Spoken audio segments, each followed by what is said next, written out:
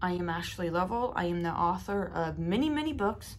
And if you're interested in looking at some of them or reading some of them, they are on Amazon.com. And I will leave the link down below in the description box.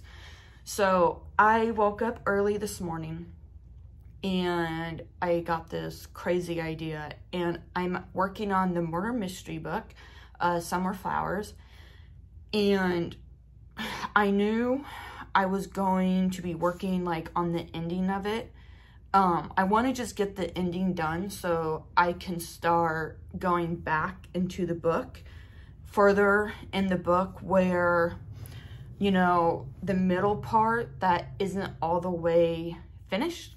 And I wrote this scene between Robert, the murderer, and Bradley, who is Meadow's boyfriend, and Meadow. So I wrote this scene where Meadow, like, I have no idea, like, how it happened because I haven't wrote it. But for some reason, I got to this part where Meadow is laying in the middle of the woods. So I'm thinking maybe Robert got into the facility where she was in therapy, learning how to walk again, and he got in there somehow, kidnapped her, and then maybe she probably escaped from him, and she ended up in the woods somewhere. That scene I should probably write. And then the next scene is where Summer is actually nailed beside her, and she ends up possessing her body to try to get her out of danger because the murderer is out looking for her. So that scene where she possesses her body to get her further away from danger, that is already wrote. Now I'm just trying to figure out, I just have a lot of big gaps that I really, really need to get wrote. So yeah, and so I was working on the ending of the book, and it turned out really good. So Meadow is kidnapped and she's inside this house, and it's like a really old house in the middle of the woods, forest, whatever. And she wakes up in this room, has no clue where she is. And I'm thinking maybe he ends up shooting her with a dart or put something over her mouth to make her pass out, because he talks to her, shows her these photos, and then Bradley ends up coming into the room, and he comes back in, and they both kind of fight, and she's feeling a little dizzy. So I'm trying to figure out if he can maybe put something over her mouth to make her pass out, because I've seen that in movies and I've seen it on like documentaries and stuff, because I watch a lot of like Forensic Files. When I first started writing this book, I said in previous videos that I did not know it was going to be a murder mystery. It was just going to be about a girl that is very close with her grandma, and then she ends up dying, the grandma. That's what it was going to be about. But then, like I said, the story grew and it became something more. And then, so I watched a lot of Forensic Files, and there was like this TV show I was watching. It was, I think it was called The Mind of a Psychopath, and then there was another TV show called like I Almost Got Away with It.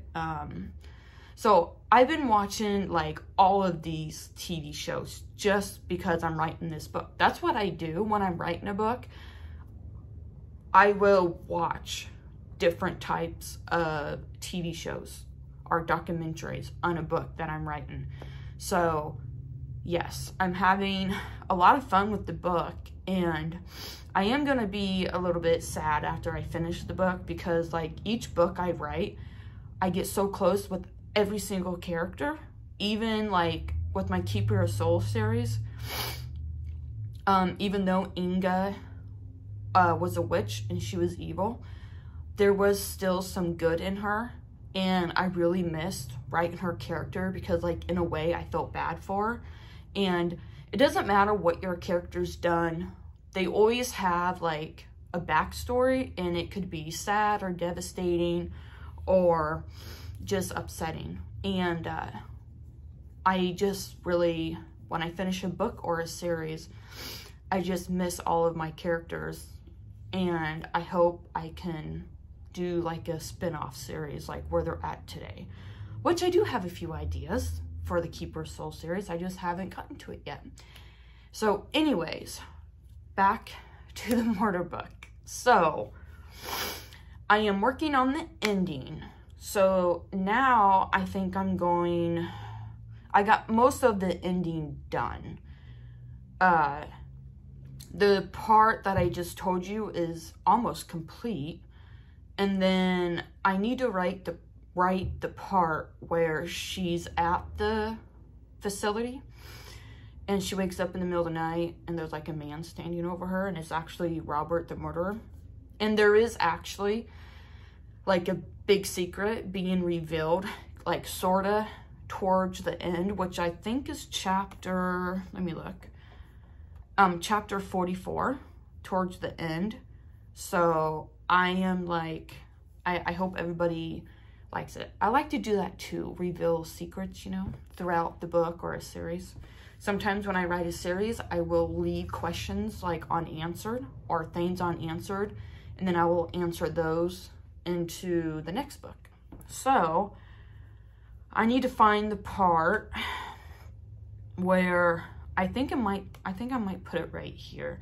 There's a scene here where Meadow, the one who was in the car accident and got paralyzed from the waist down, she's not completely paralyzed.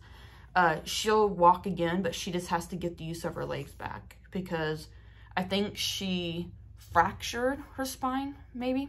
I did a ton of research on that too. So, and I did do a video for therapy research and whatnot. So, yeah, so I'm going to work on the chapter where the murderer somehow gets into the facility, kidnaps her, takes her out to the house, she escapes, and then Summer finds her.